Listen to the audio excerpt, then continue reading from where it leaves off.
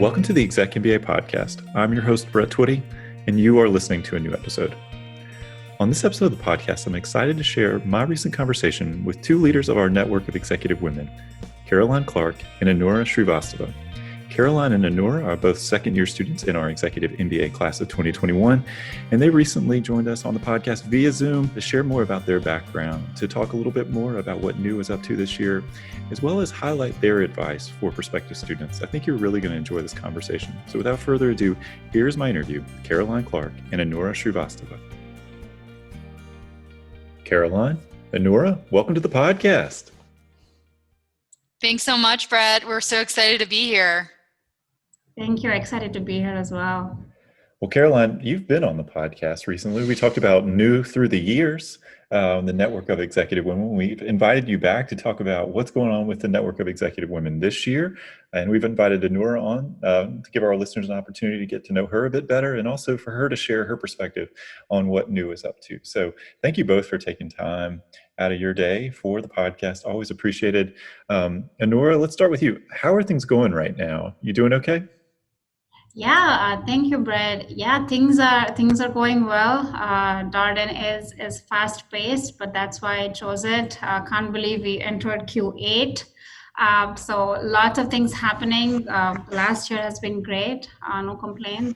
Excited to be here. Yeah, it's hard to believe that the end is near for your class, the class of 2021. Caroline, how are you doing? Yeah, I think Anura really hit the nail on the head. Like, it's crazy to think we're already in Q8, quarter 8 of 10 in the program. It's interesting because you listen to this podcast as a prospective student or maybe a new student, and you're like, gosh, I'll never get to quarter 8, and here we are. So we've been virtual since March, so the program's definitely, shifted to that new environment. We're actually now in the second quarter of having hybrid options. So some of the class, very few of people in our class are going on grounds in person, but there's also a virtual component to every class as well. So balancing that, and a lot of us are in full job search mode. So we're balancing, work, school, and now job search during a pandemic. It's a lot. And when you, excuse me, when you're doing a job search, it's like having another class because of the amount of time and effort it requires. Before we get into the sort of substance of the conversation, I want to talk a little bit more about the hybrid class. I get to host the Full-Time MBA Focus podcast, Experience Darden. And we talked a little bit about what hybrid classes are there on the podcast, but I don't think we've had as much time to kind of wade into this here on the ExecMBA podcast. And some of our listeners may be hearing that terminology and saying, wait, I thought it was a hybrid program. What's a hybrid class? And when we talk about the program being hybrid, we mean there's in-person delivery and online delivery. Of course, COVID has shifted this a little bit for our current classes, the class of 2021 and 2022. And we've introduced a new class format, what we call a hybrid class. And so that means in the class session, when there's an in-person opportunity, you have some students in person for that class, and you have some students participating virtually in that same class session. This is not a class format that we had previously here. We invested in a bunch of technology over the summer. Caroline, Anura, have you had a chance to participate in a hybrid class? Caroline, maybe in quarter 7? I have. I was in entrepreneurial thinking, and Greg Fairchild was our professor and balanced it very, very well. I was on the virtual side of it, and I felt included. I felt I was called on just as often as my in-person classmates, and the chat kind of came, to a whole other level as far as level of importance and just paying attention to what people were saying. So everyone had kind of equal footing into the class conversation. So I thought it was great, but I give a lot of credit to Greg for balancing it and managing it well. Yeah, it helps to have really great faculty who are incredible teachers. And Greg Fairchild, well documented, what a great professor he is. He's also the Associate Dean for DC Area Initiatives, so very much involved with everything the school is doing in the Washington, DC area. Anura, how about you? Quarter 7, hybrid class, did you go in person? Did you participate virtually? Yeah, so I did both. I was in person for one part of the residency and I was virtual. And what Caroline said, it was great participation, great engagement. If, the professor makes sure that everybody is understood, people are on the same page. So I think by the whether you're virtual or in person, I think the experience is pretty same. And we do feel like an entire cohort together, even though we are physically and virtually at different places, which is great. I do want to give your class credit for still staying engaged with each other, still looking for opportunities to get together. Know that can be harder now, given just COVID and everything going on with the program being more virtual than it would typically be. Anura, were you in entrepreneurial thinking with Professor Fairchild, or were you in Michael Ho's mergers and acquisition class? I was in entrepreneurial thinking. Okay. The other elective that I mentioned was there were two electives offered in quarter seven. My understanding, Caroline, is that strategy will be a hybrid class for y'all in quarter eight. Is that right? That's right. So our class, we're 150 students, two sections that every quarter that switches. So it's not like you'll never see the people in the other section. But I mentioned that because we have two sections of strategy. I think one strategy class, maybe both, but at least one, the one I'm in, will have a hybrid model where the professor is in person with a few students who elect to go in person, totally voluntary, and then a lot of us are virtual. So I think he'll do just probably as well as Greg Fairchild did as far as managing it, and it's a nice kind of change up as far as format goes during the residency weekend. So looking forward to it. And I appreciate this diversion down this course delivery angle. I recognize this was not shared in the advanced questions, but as you might imagine from an admissions standpoint, we've been getting a lot of questions from prospective students about how is the program adapting, how is the school adapting, how are things going, what does that look like? In fact, I just hosted, we're recording this in October, so I just hosted a overview webinar with some prospective students and went through a whole bunch of slides focused on this because we know this is top of mind. The thing that we've underscored for prospective students, though, is that we've not made any long-term changes to the program. Our hope for the class of 2023, and certainly our plans for this class that would be matriculating in August 2021, is to resume the program as structured and designed. We're hopeful that in the next 10 months, things can improve. I think everybody on this podcast, maybe everybody listening to this podcast, has that exact same hope. So thank you for that digression. But now getting back into the real reason that we're here, talk about the Network of Executive Women. And Nora, let's start with you. Tell us a little bit more about your background and what are you doing currently? Yeah, thank you, Brett. So I was born and raised in India, came to US about 10 years ago. I have a biotech background. I have a master's of science in biotech. Always loved science. I've been working for a startup for about 5 years now. So really got pulled into a lot of different business questions of the company. And that's why, MBA came into the picture in Darden. So essentially getting a mix of both science and business together and thinking about next steps. And Caroline, I know you have shared your background in a prior episode, but for folks who have not had a chance to listen to your conversation with Amanda and Christine, which they totally should, by the way, tell us a little bit more about your background and what you're doing currently.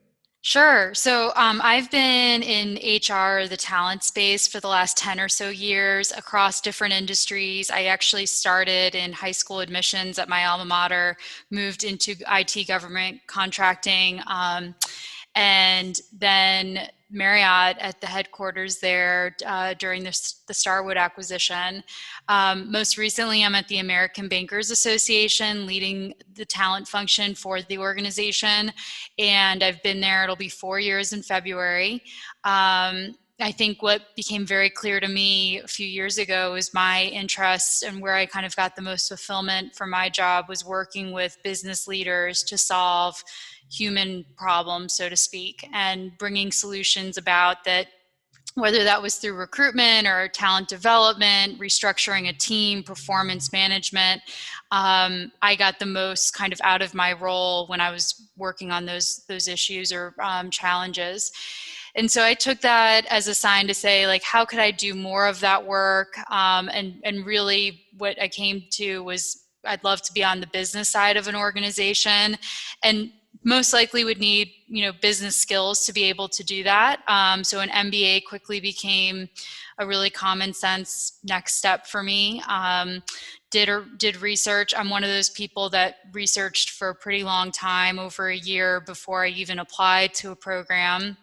And in that year, looked at Darden very seriously. And for me, like, what sealed the deal as far as Darden being my number one choice was a class visit where I was thrown into an economics class in the middle of the course. I'd never taken economics before in undergrad.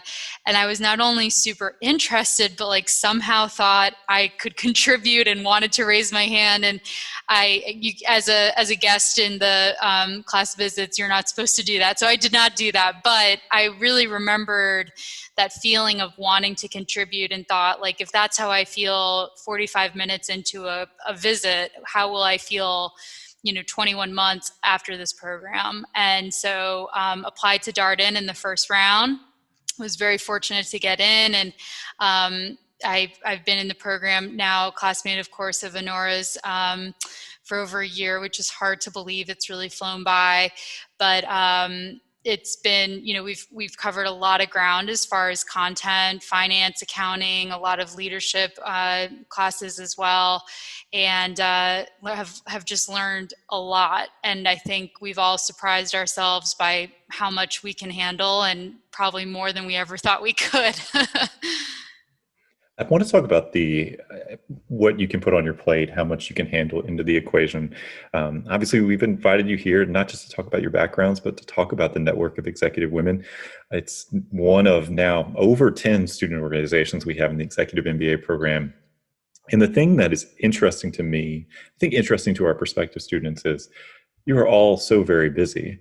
And yet you are also seeking out opportunities to be engaged with each other outside of the classroom. Clubs and organizations are a great example of that. We also have student leadership roles, class representatives, D&I representatives, career representatives, list goes on. But I want to talk about the club piece of this, because you're both leaders in the network of executive women. So Caroline, staying with you, do you come to Darden thinking that as an executive MBA student, this was something that you wanted to be involved in? Was this on your mind as you prepared for school? Um, Honestly, like, to my core, I was always a student that was involved with extracurriculars, not just in the classroom, but outside of the classroom. Activities always filled up my schedule. But I think, to answer your question, like, coming into this experience, I was just really focused on learning the material and being able to transfer it back to my place of employment. And I think what, not surprised me, but what kind of evolved from that learning was, I want to apply what I'm learning kind of like in real time to a club or student organization environment. So a lot of what we've learned in leadership classes, I've tried, to also, leverage and use and deploy and new, as far as how we're structured and how we run. And that's everything from, how we plan events and different initiatives. And I try to take a different approach than I would have, 2 years ago, without some of the learnings that I've had at Darden. I think the second thing that became very real for me was, Darden's definitely a place where I think you undergo a personal and professional transformation. I think it can be various degrees for the individual, but you kind of want to use, like, some of what's making you the new you. You want to put it to use as soon as you can. So I've always been a huge proponent of women in the workplace, their advancement, professional development. And so I think new skill set and that kind of long arching passion was something that came together. And I was fortunate enough to be nominated by my classmates to run for this position, which was really important to me. I didn't want to run for something for the sake of me doing it. If somebody else or a group of students wanted me to do it, I was willing to consider it. So those three things kind of came together to get us where we are today, or get, where I am now and new, and leading the organization with 5 other fantastic women, including Anura.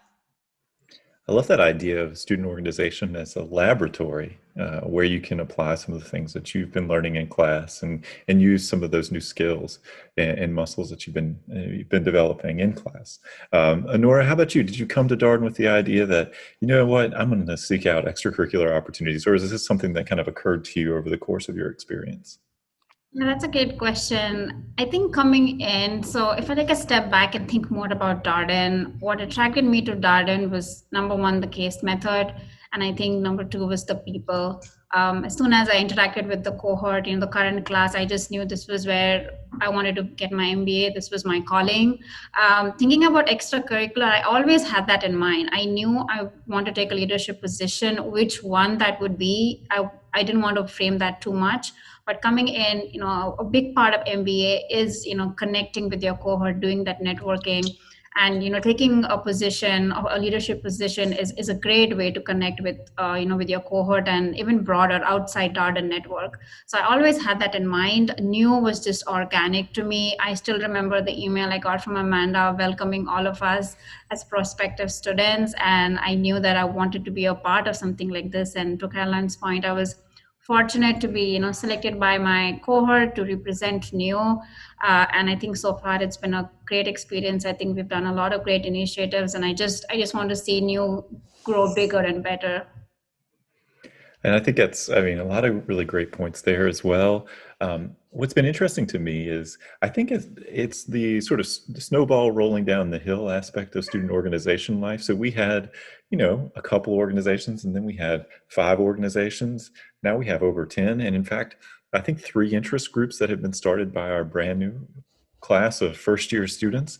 I saw in the club fair, there's a marketing club, social impact club, and a healthcare club as well. And I mean, these are folks who've only been in the program for about a month, which is incredible when you kind of think about some of this development. I think it says a lot about the people who are coming here. Anura, as you think about the network of executive women and what it's meant to your time at the Darden School, what has it meant to you? What value has it provided to your experience?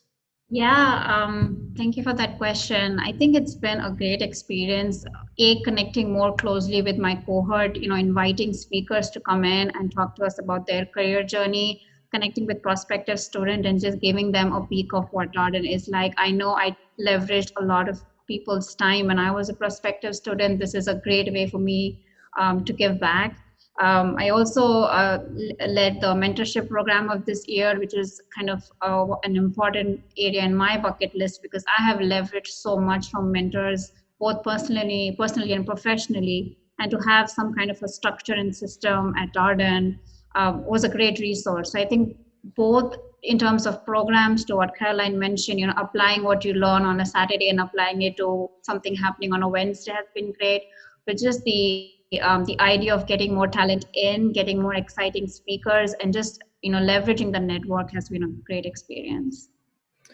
It is worth noting that, at least in the sort of recent era of the Executive MBA program, we've hit 30% women in our class of 2022. The network of executive women, I should note the reason for that context was that's the largest percentage of women that we've had since we've moved into this DC area based format where we've got 2 sections up here in the Washington DC area. New was a big part of that story. You've been such great partners through the admissions process. And the way I think about New as a community within a community, I think y'all do such an incredible job connecting with prospective students, connecting with each other, and also connecting with alumni. Caroline, does that resonate with you and how you think about the organization, or do you think about it a bit differently? Oh my gosh, no. I mean, what you just said hits, the nail on the head as far as what got me excited about New as a member and now a leader. I personally see New as a catalyst for getting more women into the Darden EMBA program. And honestly, like with the end goal of increasing female representation when it comes to leadership roles across industries and, variety of companies. So that's actually part of our mission statement, that we want to help women achieve their full potential. And we do that through different events and initiatives. Anura mentioned the mentorship program that we have between the first and second year ladies in the EMBA program. We work with GWIB on different events, inviting GWIB is the Graduate Women in Business organization on the residential side, and they have events, we have events, we invite one another to those, just so we're not recreating the wheel when we could be synergizing those efforts. And the Darden network has been incredible. We had a female CEO, Goli, who is the CEO of the WNYC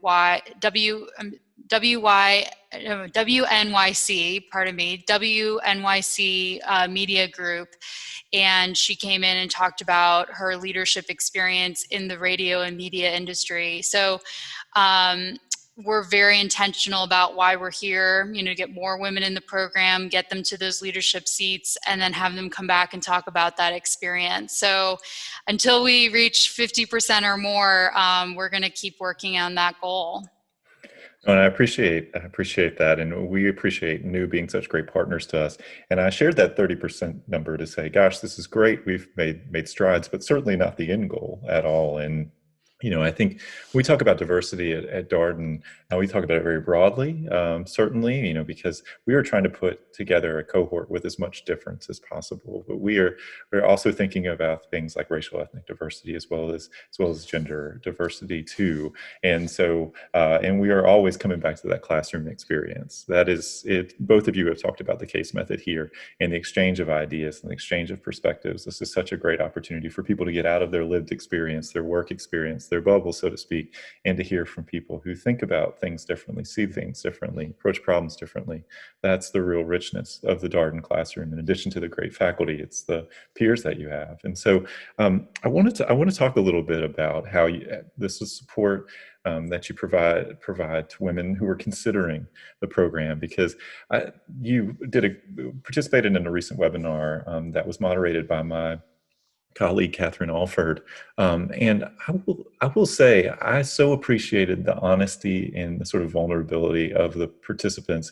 It is, I think people who come to this process oftentimes feel like they have to have it all together, and yet the reality is, for all of our students, there's like a certain messiness to doing a working professional program. Caroline, do you want to share any insights about that?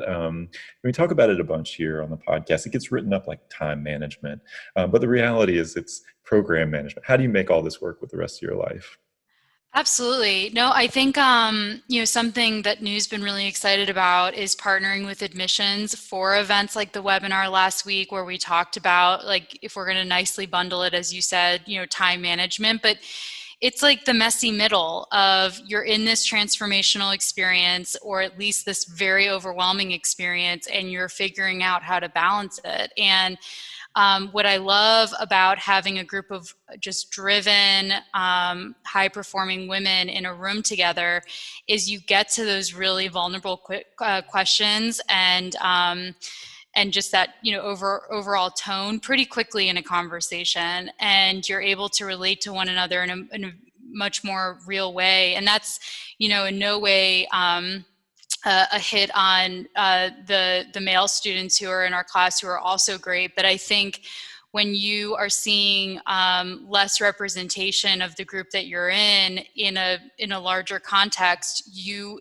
do need, I'll speak for myself, I really rely on my female cohort members to give me the best tips and recommendations on how to balance my day, or how do I balance work, school, life, and a spouse that travels during normal times every week for most of the week. I mean, that's the reality of day in and day out. And I think it can be really, and especially in our day and age, glamorous. At the end of this, you get a degree. But I saw a quote the other day of, like, the sweat and tears that go into these kind of nice titles you get at the end, and the people that are there for you working through those things are for me, the women in our class who just impress me inside and outside of the classroom.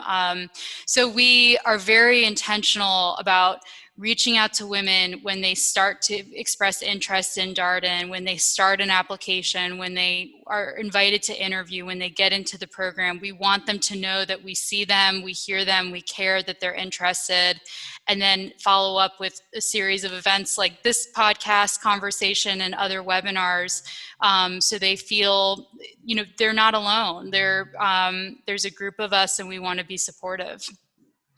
So many good points there. Oftentimes people, just making the connection and realizing you're not the only person who's thinking about this or worrying about this or has this particular question is really powerful for prospective students.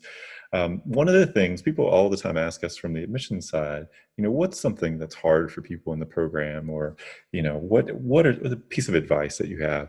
One of the things that has struck me as being hard for a really motivated, driven group of people is to accept that kind of messiness in their life. Nora, I wonder if you have any thoughts on that, because take a group of people who are used to like having everything buttoned up, and then you put them in a working professional MBA program, particularly Darden, which the case method is going to ask a fair amount of you from a class preparation standpoint and be able to contribute when you show up. Talk a little bit about that experience. I wonder if that aligns with your experience. Yeah, that's a great point, and you made a great point. This is a very challenging program, but everybody who comes here picks it because it's a very challenging program. So everybody who comes here knows that there is a lot thrown at you. For many of us, we came back to school after working for 5-10 years, so the whole learning curve of studying again, and how do you plug that into your daily routine. We have mothers in the programs, we have people who travel, Caroline pointed. So it's about accepting that one person cannot do it all. And as you mentioned, we've been very transparent and vulnerable in our meetups with prospective students, because we want to be authentic to what the program is and how we are dealing with it. So that's why you have your support system, that's why you have your learning teams, you have your friends and family that we recommend you to have those conversations with, because the pace of the program is so fast, and it's not just content. I mean, of course, first year is heavy on content, but then you want to get involved in, different clubs. Perhaps you want to get involved in new or DNI, or take up new leadership responsibilities, network through your classmates, through your alums. It's not just the program by content being heavy, but this entire 21 months is, a lot of your time is invested in that. So you have to accept you cannot do it all. You need that support system. You have to sometimes accept that I will not go to that friend's birthday party on that Friday, or sometimes I will not learn that, I will not go through that entire case study, but differ on the notes that I have by my classmates. So just accepting that has personally helped me a lot. And then there is a learning curve. You do find your rhythm there. I cannot tell you like, okay, by Q3 everybody would be solid. Everybody has their own pace. You find your own rhythm, but sooner or later you find your space, and then you get your opportunity to shine. I love so much of what you just said. And I think the thing that is also hard for a highly motivated, driven group of people is to accept that you can't do it all on your own. I think when people think about school, I talk about this a lot on webinars, but when you ask people to conjure up prior educational experiences they've had, they typically are thinking about sitting by themselves in a library, studying. And that's just not what it's going to be like in this program. You have to lean on people. You have to, help people in your life understand what you're doing. So communication is key, and you have to ask for help, which can be tricky, or can be harder for people to do, but is a necessary step. Caroline, one of the things that we sometimes wonder about is, how do we help people understand what they're taking on? How can they help better prepare the people in their life for the Darden experience, what they'll be undertaking during the 21 months of the program? Do you have any suggestions as to how people can approach those conversations with either folks at home or people at work? Yeah, I think that's a great question. I think a lot of it starts with just having conversations about the decision and why you're thinking of going back to school, and why, an EMBA, why Darden. And really, more than anything, I think that just builds buy-in for all the different groups you mentioned, like at work and at home as well. And then, over communication is key. This is something small that I do now that we're all virtual. I was going to say during COVID, I let my husband know, on Monday, this is my schedule for the week. Because usually by Monday, I can give him a good sense of like, I'm not done until this time, these different days. And that's helped a lot, just to level set, like, I'll see you at 9, or I have a break and then I'm going back in for meetings or class. So I think small things like that, I remember hearing these kind of tips when I was going into the program, like, yeah, that's, I'll do that. That's not a big deal. But it's the small stuff that I think really counts in this program. The other thing that I've done during COVID is I've really tried to protect my weekend time and not do schoolwork, not do work, just do life. Doesn't always work out that way. Obviously, some days, some weekends we have class, but outside of those, I really do try to keep that as family time. So those are just, two very concrete things that I do to try to balance and communicate everything that's going on in my life. Both really good tips. And to the point that Anura made earlier, you really figure out what your non-negotiables and your priorities are through this program. You can't do everything. So what's most important? I wonder, Anura, if you have any suggestions as to how people can, begin these conversations with stakeholders in their life.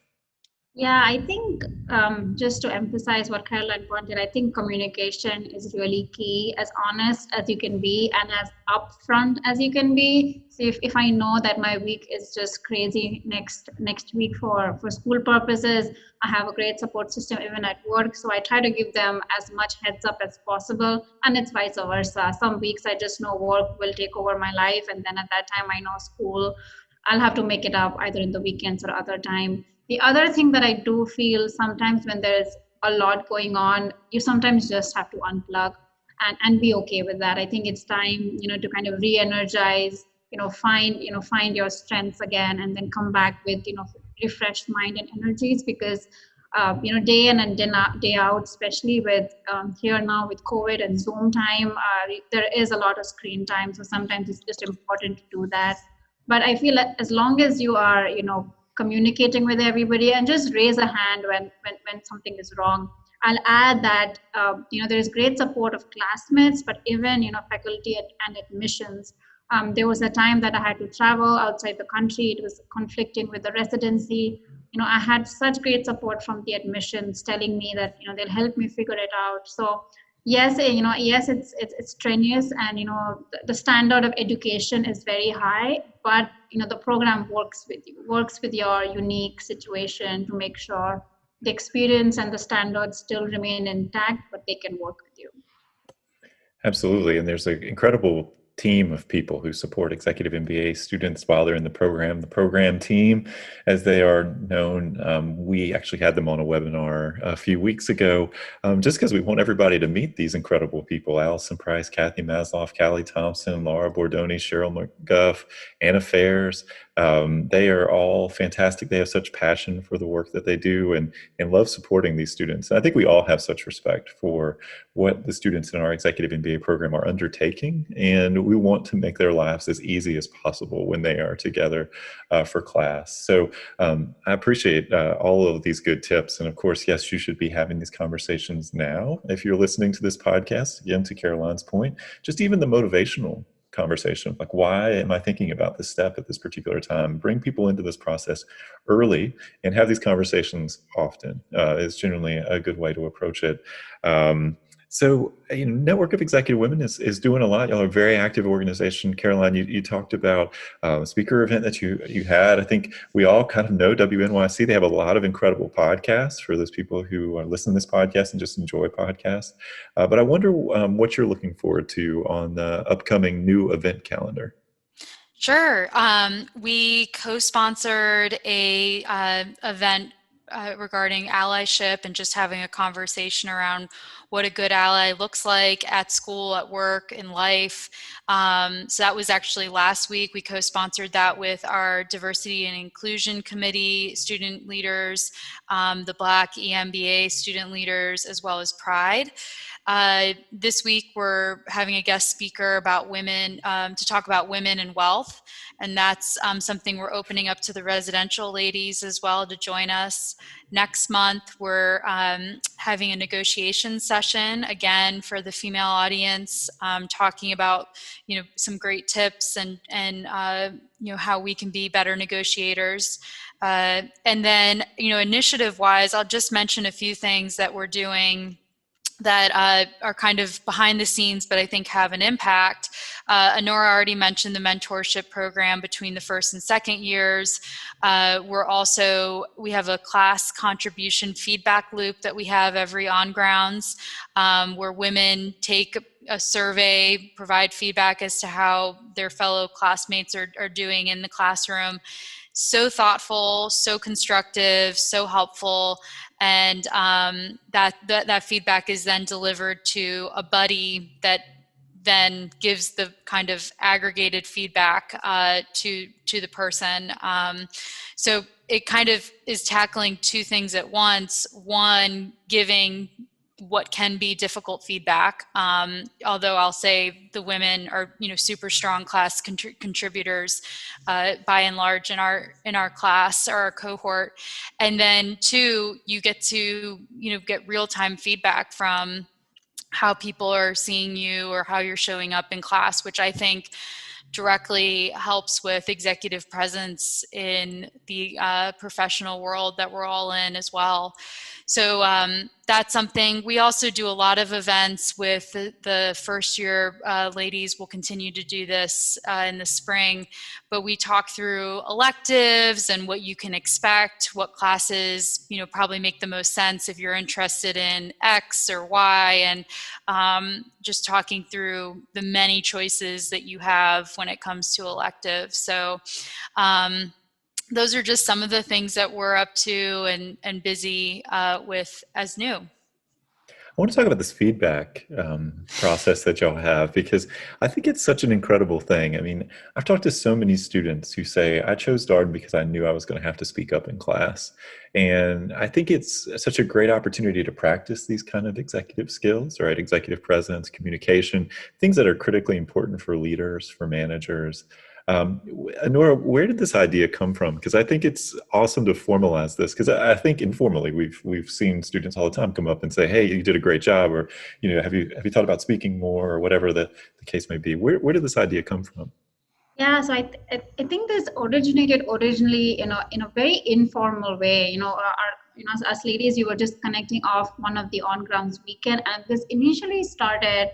And I think it's point to mention is that of course there is feedback in class contribution, which I'll talk about. But this inherently started with it was a work issue, so there was something going on, and this is again where you can leverage this network. One of our female cohort had a situation she wanted to talk about how to deal, how to work in that situation, and that's where all the feedback started coming in. And Caroline and I and other new leaders were like, this is something we should really leverage, because we have all of this talent sitting within the classroom and even outside. And if you need some kind of help of how do I present this proposal, how do I deal in this difficult situation, there are people who may have experienced through something similar. So I think that was the origin, and then that essentially transcended into classroom, because that's the time where we spend most of our times together, and then just we all are really honest in our feedback, and that's why we all are here. So I would rather hear one of the feedbacks with from one of the ladies of the class telling me how to improve, rather than going outside and not doing as good of a job. So I think that was like the origination of the idea. And to Caroline's point, I think it's been so great to hear what are your strengths, what are your weaknesses, and how do people really perceive you? Because even in this classroom, sometimes, I can speak for myself. Sometimes my opinion was not what the broader classroom was thinking, but still having that mindset, and how do you choose the right words, specifically when there are difficult topics of conversation. having positive intent, agreeing to disagree in a respectful way. All of this is something you would want in your basket as you're, growing up the ladder in senior leadership. So I think this was how the program started, and I hope, this would only grow and continue even further. No, I agree. I think I can't imagine someone not continuing it, but I mean, every new board has a chance to come in and make its own mark and put forward its own agenda. But it sounds incredibly impactful for folks, and I think it is such a great reflection of if we were just doing case method without any norming or sort of collective agreement of what the classroom space is about, I think it'd be very different. But I think hopefully our listeners know this from prior podcasts, or if this is your first one, there's sort of this collective agreement about how we're going to engage with each other here. And, you need that for the requisite vulnerability that's, required to kind of grow and develop. Caroline, do you have any thoughts on those sort of community norms or standards that you and your classmates kind of put in place? Just that I think there's a lot of opportunities for us to create norms. We did it during LR1, the leadership residency that you kick off the program with. It's a week long, and you have courses and orientation, a lot of time to meet one another.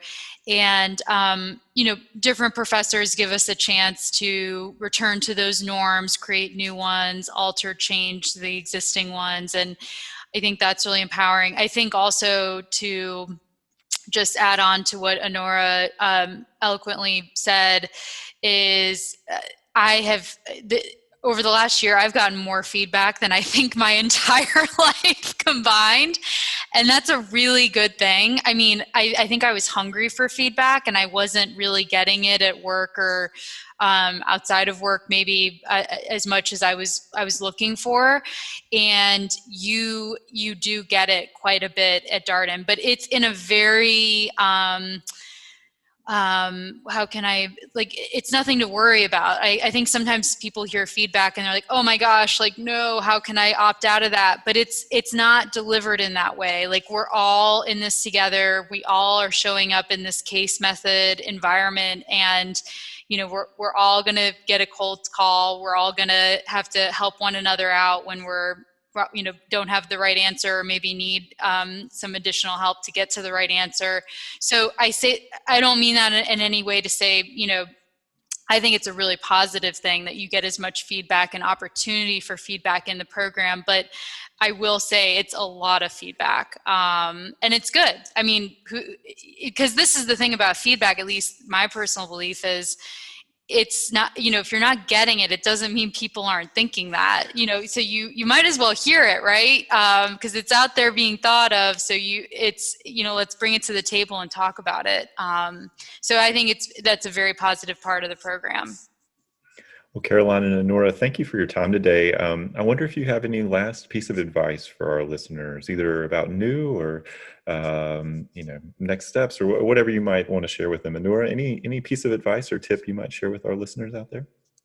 I would just say, reach out to Darden. Everyone, we all are here to chat with you. Like I said before, I reached out to a lot of current students, and I got that feedback. So even if you're just thinking, do I want to do an MBA, that's a good enough start. Or do I not want to do an MBA? If something is in your mind, reach out to Darden. I think the people is what stands out in this program. And once you start having those conversations, after that, I think it's very organic. I will say it's hardest to start. Once you start, everything else kind of falls in place. When you do start thinking about it, definitely loop in, your friends, your family, your workspace. The sooner you have all of your stakeholders of your life, in this journey, the easier it is. Because I can say this for myself, and I think almost everybody in the cohort, you don't go through this program by yourself. There's a lot of support that makes this happen. So make sure you reach out if you have any questions about content, people, and just start having those conversations. And I think once you start that, everything else will fall into place. I agree that the starting is challenging, but one thing that Sarita Soltz, who's one of our career coaches for the Executive MBA program, has shared, it sort of comes from the design thinking world, that just having a conversation with someone about their MBA experience is a way of just testing the idea. You do these sort of small tests to see if you might be on the right path here, and conversation leads to another conversation, and you continue to ask yourself, is this something that I'd like to do? So I thought that was a great way of looking at it. It sort of incrementalizes what can seem like a really large decision. Caroline, any last piece of advice for our listeners? Yeah, I'll say, be yourself throughout the process in the application. It doesn't really serve you to be anyone else but yourself, as you're looking at Darden. I think also, I'm really directing this to all the women listening. You can handle more than you probably think you can, and even, you'll discover just your full capacity, I think, in this program. And finally, a past new member or leader said this at an event, and it sticks with me, and I try to echo it whenever I have a chance. Like, women are just incredible supporters of others. We're really good about cheering one another on, cheering others on, and this is an opportunity to kind of take a chance on yourself and cheer yourself on to your full potential as far as an EMBA goes. And so I would just say, don't let anything hold you back. Do your due diligence work, do the research, talk to people, and look forward to being in touch with all of you as you look into Darden further. Caroline and Anura, thank you so much for your time today. It's always great chatting with you. Lots of good tips and advice for our listeners. Thank you for everything that you're doing for the program. Thank you for all the work you're doing on behalf of the Network of Executive Women. And thank you for being such great partners to us on the admissions team as we recruit our next class of students. So be safe out there, and thank you again for taking time for the podcast. Thank you, Brett. Thanks, Brett. And that was my interview with Caroline Clark and Anura Shrivastava, 2 students in our Executive MBA class of 2021 and 2 leaders of our Network of Executive Women student organization. As always, if you have any comments, suggestions, requests, anything you'd like for us to cover here on the podcast, we're all ears. We can be reached at exec, that's EXEC, MBA at darden.virginia.edu. And until next time, stay safe, be well, and thanks for listening.